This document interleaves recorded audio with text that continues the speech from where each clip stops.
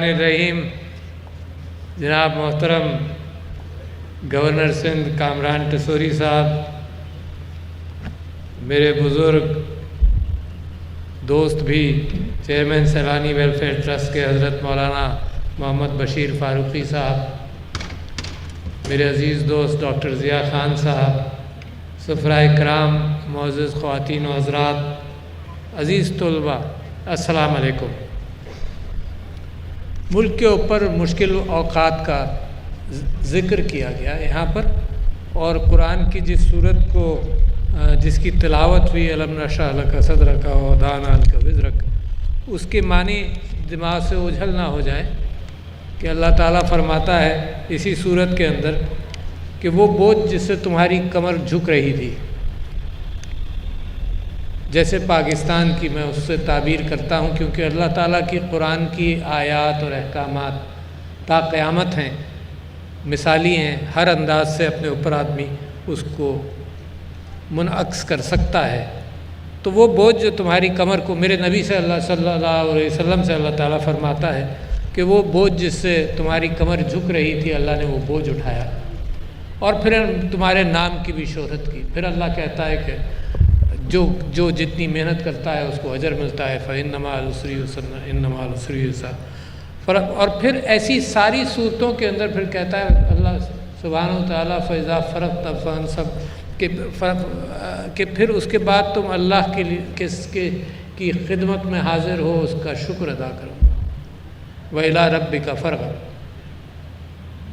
तो मैं समझता हूँ पाकिस्तान के ऊपर भी वही दौर शायद गुज़र रहा हो, जो कमर हमारी झुकी जा रही है।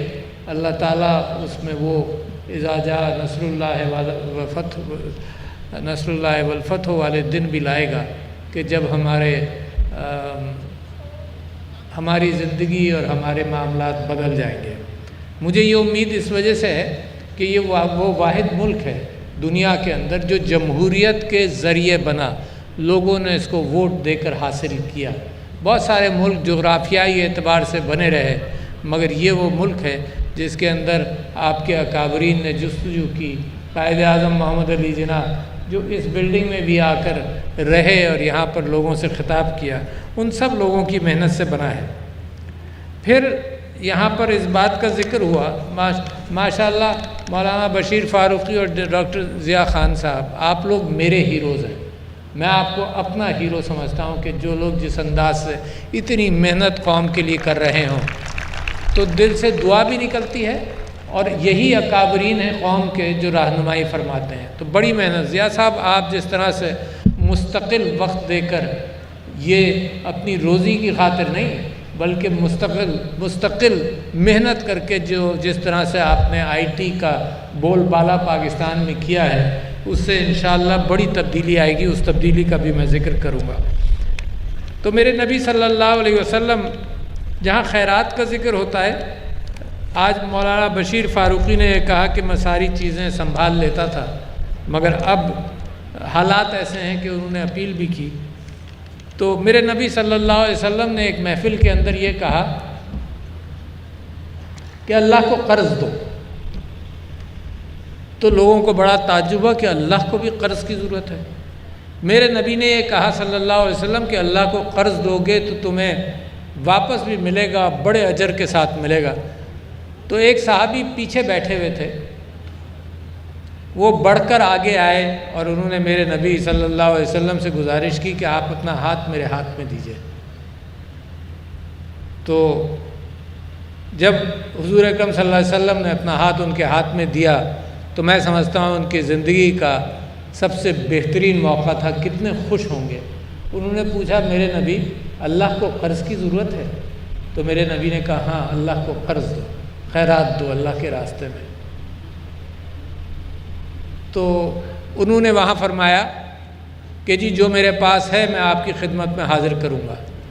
और वो घर वहाँ से निकले, और उनका बाग़ था जिसके बीच में उनका घर भी था, और उन्होंने दूर से अपनी बीवी को आवाज़ दी कि सुनो, मैंने अल्लाह को कर्ज़ दिया है, ये बाग़ अब अल्लाह का है। और वो बीवी भी, उनकी क्या नेक खातून होंगी کہ وہ فوراً نکل آئیں، انہوں نے کہا سب لوگ بچوں چلو، یہ اللہ کو ہم نے قرض کے طور پر دے دیا۔ انہوں نے سوچا نہیں، پوچھا نہیں کہ تم کیا کر کر آئے ہو میاں۔ وہ وہاں سے نکلی، انہوں نے کہا کہ نکلو، آواز دی انہوں نے اپنے میاں کو، سب لوگوں کو کہ نکلو، یہ گھر اللہ کو قرض دیا۔ تو ایسے ہی موقع پر ایک غریب صحابی تھے، انہوں نے کہا کہ میرے نبی صلی اللہ علیہ وسلم آپ ذکر کرتے ہیں کہ حضرت عثمان نے یہ دیا اور حضرت ابو بکر نے دیا، مجھ غریب، اور آپ کہتے ہیں کہ اللہ کے ہاں اجر ملے گا۔ تو پوچھا کہ مجھ غریب کا کیا ہوگا، میں تو محنت مزدوری کر کر روزانہ جو کھاتا ہوں وہ کماتا ہوں۔ تو میرے نبی صلی اللہ علیہ وسلم نے کہا کل جو بھی تم کماؤ گے لے کر آؤ۔ وہ صحابی لے کر آئے، مزدور محنت کرنے والے آدمی تھے، اور انہوں نے لا کر سب کچھ حضور کے ہاتھوں میں ڈال دیا۔ اس میں سے میرے نبی صلی اللہ علیہ وسلم نے ایک کھجور جتنا نکالا اور اس کو کہا کہ تم جا کر خود ہی خیرات کر دینا۔ تو اس نے کہا اس سے مجھے ثواب مل جائے گا؟ تو میرے نبی نے فرمایا عثمان جتنا ثواب ملے گا تم کو۔ تو لہٰذا وہ معاشرہ جو بنا اس بنیاد پر کہ زکوٰۃ از اے کمپلشن اور خیرات تمہاری ذمہ داری ہے معاشرے کے اعتبار سے، تو وہ معاشرہ کامیاب۔ آج پاکستان اگر باقی ہے تو یہی میرے ہیروز ہیں جن کی وجہ سے باقی ہے، مرحوم ایدھی صاحب کی وجہ سے باقی ہے، جو لوگ انسانی خدمت کرتے ہیں، تکلیف کو پہچانتے ہیں، اس کی وجہ سے باقی ہے۔ تو لہٰذا میں یہ محسوس کرتا ہوں کہ یہ وقتی کیفیت ہے۔ حضرت موسیٰ کی قوم 40 سال بھٹکتی رہی، اور اس کے بعد اللہ تعالیٰ نے جب یہ دیکھا کہ اس قوم کی حالات بدل سکتے ہیں تب اس کو راستہ دیا۔ مگر اس میں بھٹکنے کے اندر بھی جب چند دنوں کے لیے حضرت موسیٰ اس وہاں سے ہٹے تو انہوں نے بچھڑے کی بھی پوجا کرنی شروع کر دی۔ مگر جس آزمائش سے پاکستان گزرا ہے اور جس کے نام پر یہ اسلامی ریاست بنی ہے، تو مجھے پوری امید ہے کہ میں اور آپ کیوں میں کہتا ہوں کہ میں بری ذمہ نہیں ہوں، جو حالات پاکستان کے ہیں اس کا میں ذمہ دار ہوں۔ میں اللہ میاں کے یہاں جاؤں گا تو مجھے خوف اس بات پر آتا ہے کہ اللہ مجھ سے پوچھے گا کہ الوی تم نے کیا کیا، اور میں ان سے کہوں جی میں نان ایگزیکٹو پریزیڈنٹ تھا، میرے پاس کچھ نہیں تھا، تو آپ سمجھتے ہیں اللہ مجھے معاف کر دے گا؟ اللہ نے جو مجھے دیا ہے، آپ سب کو جتنا دیا ہے، وہ پتہ نہیں کتنے لوگوں کا حصہ میری اور آپ کی جھولی میں ڈال دیا، پتہ نہیں کتنوں کا، ذرا سوچو تو صحیح۔ میں تو یقیناً سمجھتا ہوں کہ جو مجھے دیا، جتنا علم دیا، جتنی محنت کر کے میں نے پیسہ بنایا، وہ مال و دولت بہتوں کا حصہ امانت کے طور پر اللہ نے مجھے دے دیا، اور اس کی جواب دہی ہوگی۔ پھر آپ لوگوں نے میرے ساتھ ایک بڑی ناانصافی کی کہ مجھے وہاں بھیج دیا جہاں پتہ نہیں کس کی جواب دہی، کس کی آواز کو، جس کی سن بھی نہیں سکتا ہوں گا، اس کی آواز کو میں کیا کروں گا، کس طرح سے۔ تو بڑی پریشانی ہے۔ میں آپ سے گزارش کرتا ہوں کہ میرے لیے دعا کریں، میرے لیے مجھے دعاؤں میں یاد رکھیں۔ میں اللہ سے توبہ کرتا ہوں اپنے گناہوں کی ہر نماز میں، اور پھر یہ بھی کہتا ہوں کہ لوگوں کے اندر رحم دلی اتنی ڈال دے کہ وہ روز قیامت کے اندر مجھے معاف کر دیں۔ بہت بڑا بوجھ ہے۔ اب آ جاؤں جناب، میں جو میرا خواب چلتا رہتا ہے اور جس کے اوپر میں سمجھتا ہوں کہ پاکستان کی عاقبت اور پاکستان میں بہت بڑی تبدیلی آ سکتی ہے، وہ مجھے تیزی سے چلنے والی ٹرین ایک ہی نظر آتی ہے جو لے جائے گی۔ اور میں آپ کو مثال دیتا ہوں، یہاں بزنس مین انڈسٹریز بیٹھے ہیں، میری باتیں سن چکے ہوں گے، مگر ریپیٹیشن سے بات پختہ ہوگی، اور جو بات میں نے 4 سال کے پہلے کہی ہوگی وہ آج اس کے اثرات دیکھ رہے ہوں گے جو 4 سال پہلے نظر نہیں آتے ہوں گے۔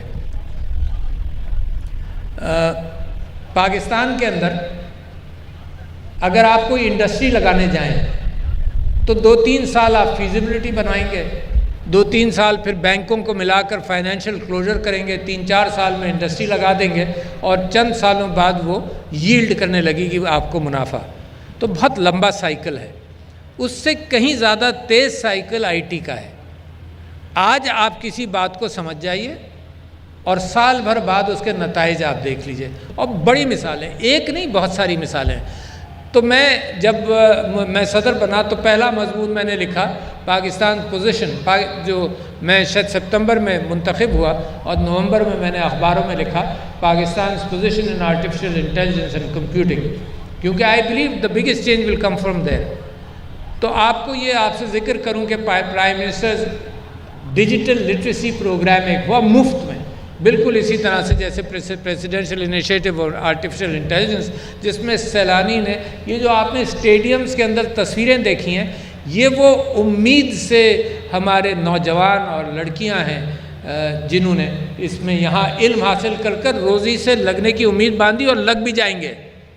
تو prime ministers digital skills programme ایک پروگرام شروع ہوا جو 6 مہینے کے کورسز بالکل مفت میں کرتا ہے، مگر وہ ڈیجیٹل سکلز پروگرام ہے، آن لائن ٹریننگ کرتا ہے۔ تو میں نے اس کے فگرز منگوائے صرف دیکھنے کے لیے کہ کیا وائبرنسی ہے ہمارے یوتھ کے اندر، اور میں نے لوگوں کو بہت سمجھایا کہ تمہیں اندازہ نہیں ہے جس طرح سے پاکستان ترقی کر رہا تھا، یہ تو یوکرین کی وار ہے اور مختلف چیزیں ہیں جس کے کچھ ہم ذمہ دار ہیں، کچھ بیرونی حالات ذمہ دار ہیں کہ ہم زوال پذیر ہوئے، مگر یہی وہ دور ہے پچھلے سالوں کا پاکستان کی قسمت کا، جس کے اندر انڈسٹریلسٹ نے 900 ارب روپے زیادہ کمائے، فارمرز نے 1.1 ٹریلین روپے زیادہ کمائے۔ اسی کے ساتھ ساتھ میں لوگوں سے کہتا تھا کہ آئی ٹی ریولوشن آ رہا ہے، نظر نہیں آ رہا، آئی ٹی ریولوشن آ رہا ہے۔ اچھا، اس میں آپ کو فگرز بتاؤں نا تو آپ سمجھ جائیں گے کہ دوسرے ممالک جب یہ حاصل کر سکتے ہیں پاکستان کیوں نہیں کر سکتا۔ میں جب نیشنل اسمبلی میں تھا تو میں وہاں تقریر کرتا تھا اسٹیٹسٹکس کی بنیاد پر کہ انڈونیشیا شاید 2016 میں تقریباً 3 بلین کی آئی ٹی ایکسپورٹس کرتا تھا، اور 2018 کے قریب شاید $16 بلین ہو گئی 3 سال میں، 2-3 سال میں۔ یہ برک اینڈ مارٹر انڈسٹری میں تو اس کا امکان نہیں ہے۔ 3 سال میں ہماری ایکسپورٹ سب سے زیادہ اگر بڑھی ہیں پرسنٹیج وائز، وہ آئی ٹی ایکسپورٹس بڑھی ہیں۔ صرف ایکسپورٹس کی آپ فکر مت کریں، ایکسپورٹس تو یہ کیفیت ابھی کی ہے کہ یار ہمیں ڈالر چاہیے، یہ چاہیے، معیشت چلے گی۔ میں تو اس 22 کروڑ عوام کی بات کرتا ہوں جو روزگار سے لگے، اور آپ کو کچھ فگرز دے دوں جس کے اوپر ہمیں اور آپ کو محنت کرنی ہے۔ ایک کیفیت سینا کوبی کی ہوتی ہے کہ صرف میں ڈپریسو خیالات کا آپ سے ذکر کروں، مگر میں تو آپ کو امید آپ کے دلوں کے اندر جس وقت ڈپریشن ہو، وَوَضَعْنَا وِزْرَكَ أَنْقَضَ رَفَعْنَا لَكَ ذِكْرَكَ، کہ جب کمر جھکی ہوئی ہو اس زمانے کے اندر مجھے اور آپ کو فکر ہو کہ یار کمر کیسے سیدھی ہوگی۔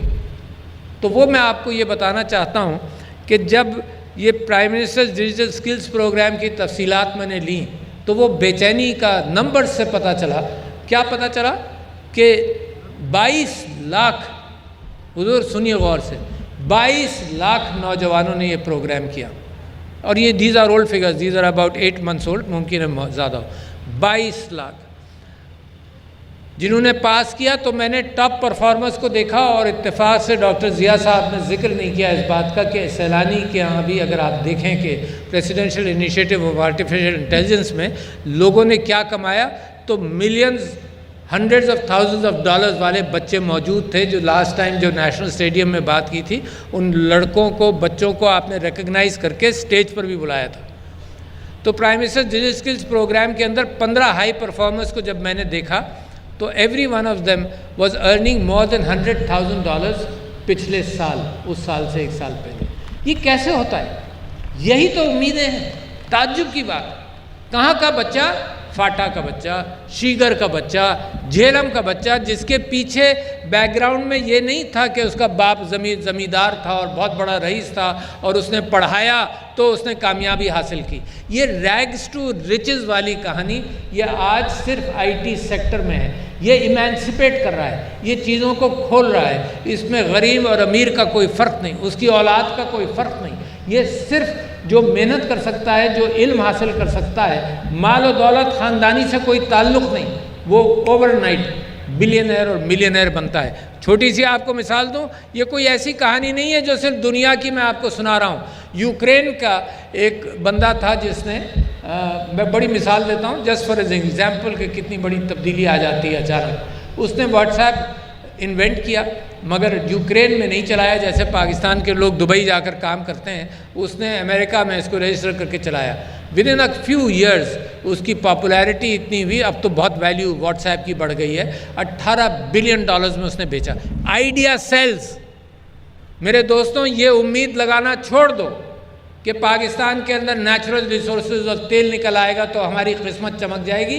कौमें बग़ैर नेचुरल रिसोर्सेज के बनती हैं, इंटेलेक्चुअल रिसोर्सेज से बनती हैं सिर्फ। और अगर आप मिसाल सुनना चाहते हैं तो आपको सिर्फ याद दहानी कर रहा हूँ, कोई नई बात नहीं कर रहा।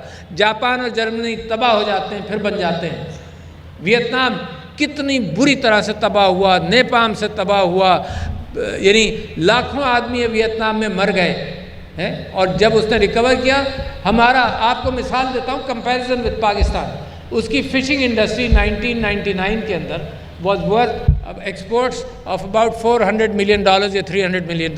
पाकिस्तान भी वहीं था। कराची के लोगों, आपके सुनने की बात है, पाकिस्तान भी about $300-400 million पर था। 2012 में या 15 में वियतनाम $10 बिलियन की फ़िशिंग एक्सपोर्ट करता था। समंदर उसका भी वही, हमारा भी वही, हमारा ज़्यादा बड़ा था। मगर पाकिस्तान की exports went to $500 million, Vietnam exports went to $10 billion. फ़र्क क्या है? इंटेलेक्ट, डिसीजन मेकिंग, सही फैसला सही वक्त पर। और क्या फ़र्क हो सकता है? वही समंदर, वही कैफियत, बड़ा इतना बड़ा फ़र्क। इस वक्त वियतनाम की सॉफ्टवेयर एक्सपोर्ट, वो वियतनाम जो तबाह हो चुका था, keep on comparing that. 70s में it was a destroyed country, totally destroyed country. उसकी इमेजेस आपके पास मौजूद हैं। वो अफगानिस्तान जितनी वहाँ तबाहकारी थी, और इस वक्त $150 बिलियन की सॉफ्टवेयर एक्सपोर्ट्स ऑलमोस्ट है। अच्छा, और मिसाल दूँ आपको, तो लिहाजा ये चीज़ डिपेंड नहीं करती इस बात पर। जिन लोगों के पास नेचुरल रिसोर्सेज नहीं है वो तरक्की कर जाते हैं। सिंगापुर आपके सामने मिसाल है। दुबई की अपनी wealth as far as oil is concern is less than Abu Dhabi for example. मगर ये कि आइडियाज़ के एतबार से, मार्केट्स ओपन करने के एतबार से दुनिया ने दुबई से सीखा। बांग्लादेश जिसका यहाँ जिक्र हुआ, आज के अभी के इकोनॉमिस्ट, करंट इकोनॉमिस्ट के जिसके ऊपर बर्गर की तस्वीर बनी हुई है, उसमें आपको एक अच्छी खबर सुनाऊँ। अपना हमारा बाजू था, हमारा दोस्त है, उसकी अच्छी खबर आपको सुनाऊँ कि बांग्लादेश का per capita GDP is higher than that of India. Same people, much more devastated than us in 71, same people. और उसके प्रोग्रेस तो कहीं तो पाकिस्तान का फ्लॉ कहाँ है, कहाँ से पकड़े? मैं आज सुबह एक जगह बोल रहा था तो मैं मिसाल दे रहा था कि मेरे मामू मरहूम हिकमत, यूनानी हिकमत प्रैक्टिस करते थे। तो जब भी उनके पास कोई भी जाता था और उनसे कहता था कि जी ये बीमारी है, ये वो बीमारी है, तो वो पूछते थे कि वो वहाँ से शुरू होते थे जहाँ से हकीम, डॉक्टर नहीं पूछता, ये डॉक्टर तो सिम्टम्स देखता है और दवा देता है। तो हकीम साहब मरहूम ये पूछते थे कि तुम्हारा हाजमा ठीक है? हर चीज़ को हाजमे से रिलेट करते थे। इस वक्त कौम का हाजमा ख़राब है, पुट इट दैट वे है। लिहाजा ठीक कौन करेगा? हम और आप करेंगे। और कौन करेगा? कौन आएगा? कोई बाहर से आएगा? ये पैसों से आपका हाजमा ठीक होगा? सिर्फ इंटेलेक्ट से ठीक होगा। दुनिया इस वक्त इंटेलेक्ट की है और आपके पास अजहान हैं, मगर अगर अनपढ़ अजहान हैं तो यही आपका बर्डन बनता है। मैं शुक्रिया अदा करता हूँ सैलानी वेलफेयर ट्रस्ट का कि ख़वातीन को जिस तरह से आपने एम्पावर करना शुरू किया। अच्छा, अगर 4 पहिए गाड़ी के हैं और 2 पहिए ख़वातीन के हैं, अगर उनको आप चलने नहीं देंगे कि 2 पहिए क्या क्या घसीटेंगे? आप लोगों को अनपढ़ रखेंगे, क्या क्या आप घसीटेंगे? कैसे आप तसव्वुर करते हैं कि तरक्की होगी? ये बैड डिसीजंस के साथ साथ ये आप इस पर फोकस कीजिए कि कौमें तरक्की करती हैं 2 चीज़ों पर। चाइना जब 1980s में कम्युनिज़म से निकला तो उसने 2 चीज़ों पर मेहनत की। उसने तालीम पर मेहनत की और सेहत पर मेहनत की सिर्फ। और फिर कौम जब निकली तो तालीम के एतबार से जितने अजहान थे उन्होंने काम किया। आपके यहाँ 2 करोड़ 20 लाख बच्चे आउट ऑफ स्कूल हैं।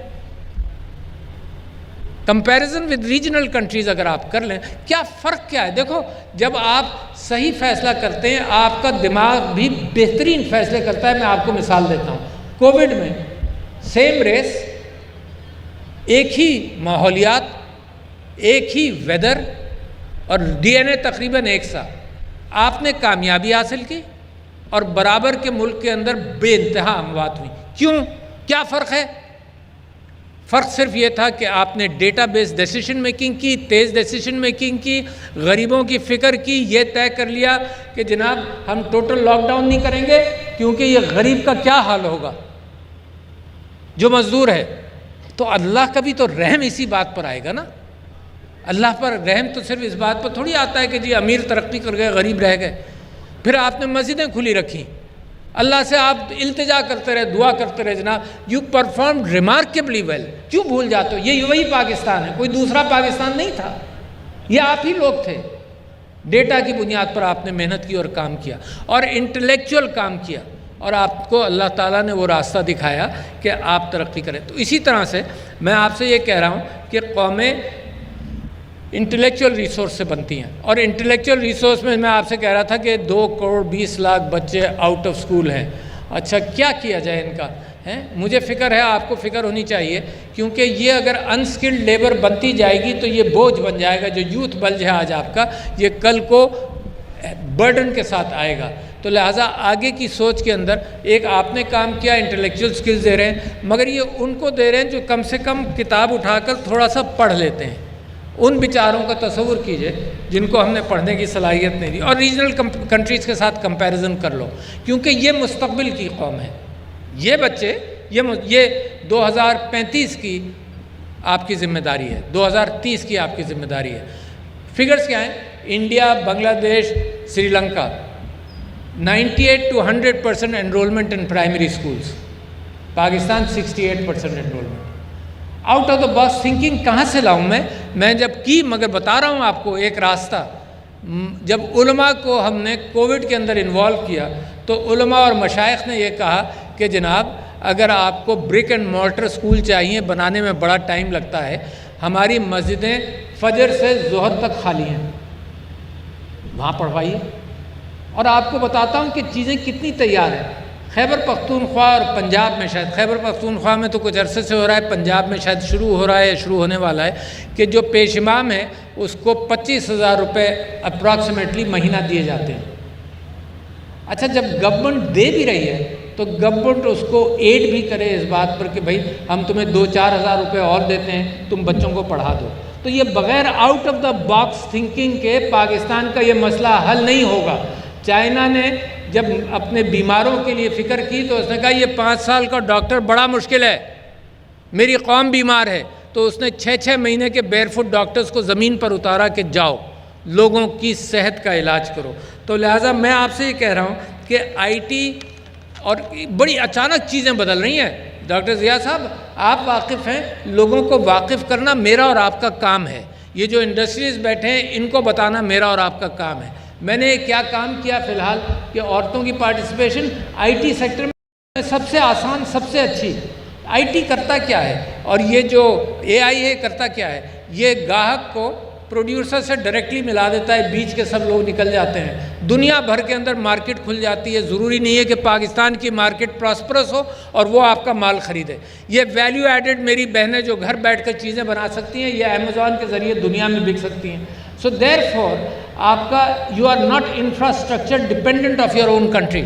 اچھا کہاں ہوا پرابلم؟ یہ اناملی دیکھیے کہ ڈاکٹر ہم نے پروڈیوس کیے 60, 70, 80 کی دہائی کے اندر، اور پاکستان کا انفراسٹرکچر ان کو ایبزارب نہیں کرتا تھا، لہٰذا ہم نے ایکسپورٹ کر دیا۔ کیا یہ ملک افورڈ نہیں کر سکتا لوگوں کو پڑھانا، اور پھر ہم نے ایکسپورٹ کرنا پڑا کیونکہ روزی کی تلاش میں وہ گئے۔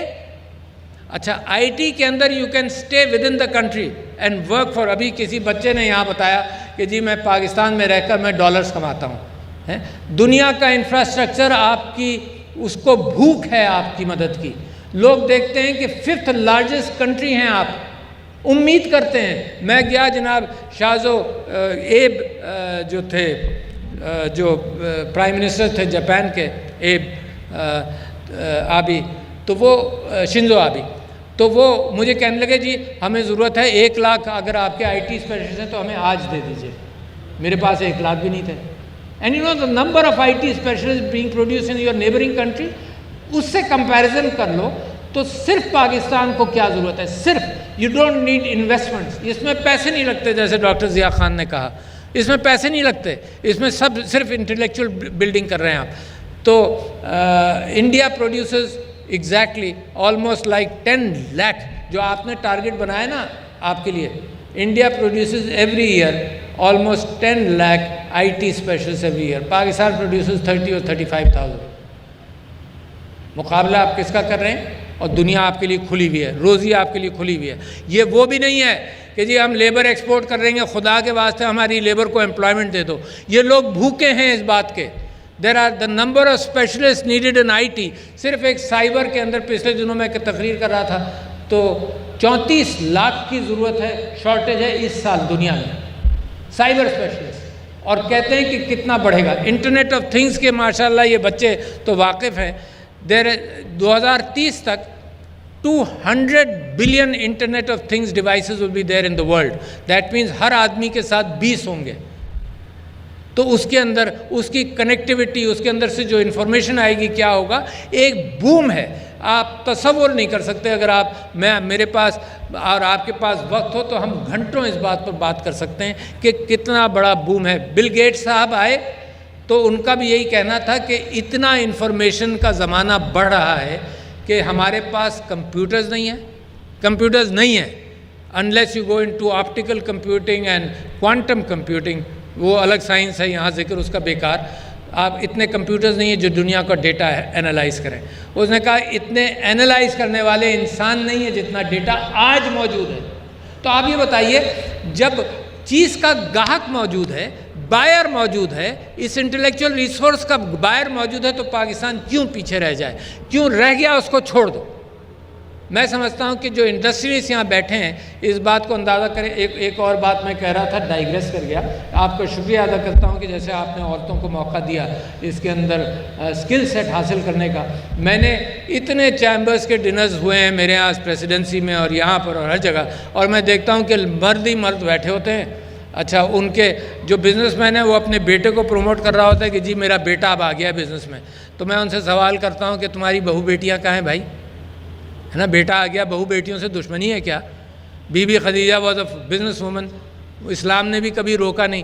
ہراسمنٹ، اگر ہراسمنٹ کا خوف ہے تو تمہارے اپنے کاروبار کے اندر سب سے زیادہ سیف انوائرمنٹ تمہارا اپنا ہے، اس سے بھی بہو بیٹیوں کو دور رکھو. Not fair, not Islamic. اور 52%. اور کیا جینڈر پیرٹی کے اندر کمال ہے. جیسے میرے دوست ٹسوری صاحب نے یہ کہا کہ جناب شرم سے سر جھک جائے. کمال ہے. یہ وہ قوم جس کی وراثت کا ذکر 1400 سال پہلے ہوا. یہ وہ قوم جس نے دنیا کے اندر 1400 سال پہلے عورت کو وراثت دی، جبکہ انگلینڈ میں عورت was the property of her husband until 1902. Property of her husband. Her income was the property of her husband. Whatever wealth she accumulated was the property of her husband. 1902. اور ہم 1400 سال، اور پاکستان 145 میں سے 138 پر ہے جینڈر پیرٹی میں. قائد اعظم اپنی بیوی اور اپنی اہلیہ کو ساتھ لے کر چلتے تھے. یہ ہم نے کیا تہیہ کر لیا ان اسلامک ساتھ کہ ہم دور رکھتے ہیں، کاروبار سے بھی دور رکھتے ہیں. تو لہٰذا بہت شکریہ آپ کا. پھر آپ نے جس طرح سے ڈسیبلڈ لوگوں کا ہاتھ پکڑ کر اٹھایا ہے، میں آپ کا مشکور ہوں. یہ وہ ڈپرائیوڈ سیکٹرز ہیں اکانومی کے، اور اللہ رحم کرتا ہے. کبھی یہ تصور کرو ہر چیز میرے اور آپ کے 2+2 میں نہیں ہے. یہ اللہ کی رحمت 2+2 والا فگر نہیں ہے. یہ میتھمیٹیکل ایکویشن نہیں ہے. یہ جب آپ قوم کے ساتھ رحیم ہوں گے، جو اللہ بڑا رحیم ہے، آپ اس کے ساتھ رحم کریں گے، لوگوں کا ہاتھ پکڑیں گے تو اللہ آپ کی مدد کرے گا.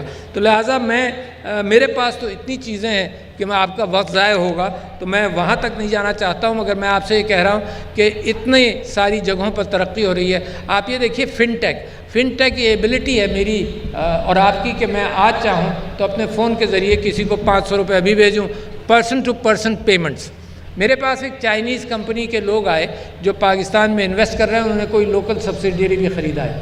تو وہ مجھے کہنا ہے دس اونلی 2-3 ویکس اگو. وہ چائنیز چیف آپریٹر جو بلینز کی مالک کمپنی ہے، اس نے کہا جی پاکستان کے جو بھی حالات ہوں، I want to invest about $5 billion in fintech in the next 4-5 years۔ کیوں بھائی؟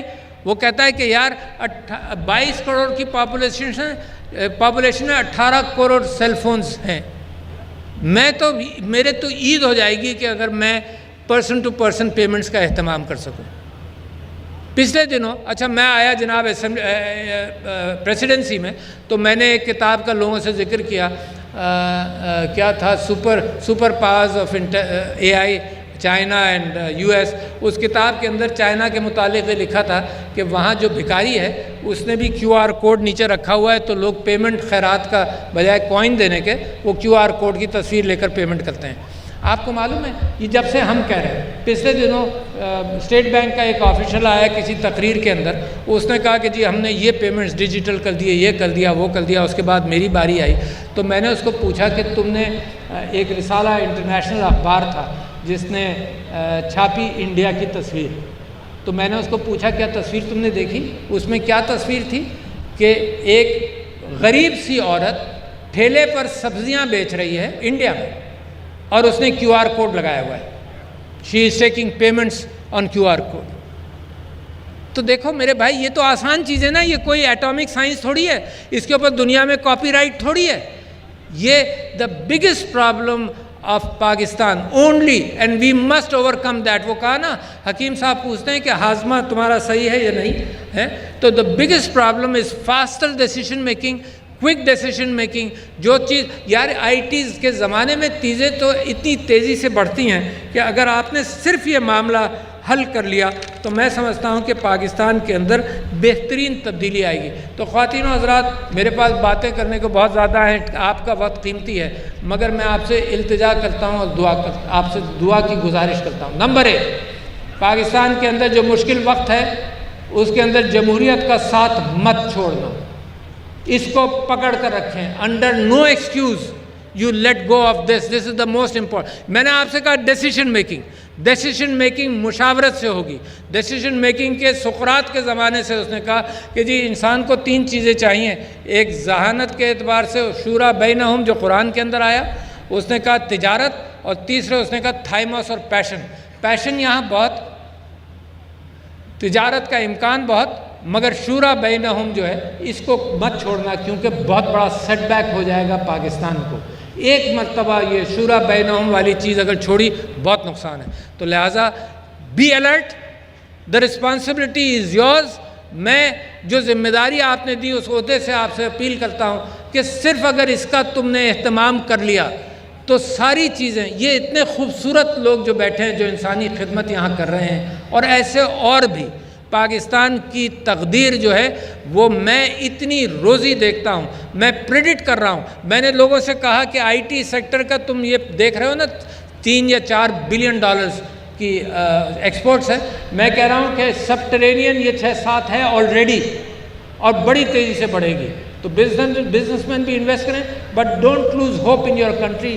وی have to build it, we have made mistakes, I'm responsible. کوئی اور ریسپانسبل ہو نہ ہو، میں آپ کے سامنے معافی مانگتا ہوں اپنے سارے ان اداروں کی طرف سے، سب سے جن کی وجہ سے ہم یہاں پہنچے، مگر معافی مانگ کر درگزر کر مجھے آگے نکلنا ہے۔ بہت شکریہ خواتین و حضرات، آپ کی سمع خراشی ہوئی، میں نے آپ کے سامنے بہت ساری باتیں رکھی، مگر امید کے ساتھ رکھی ہیں۔ السلام علیکم۔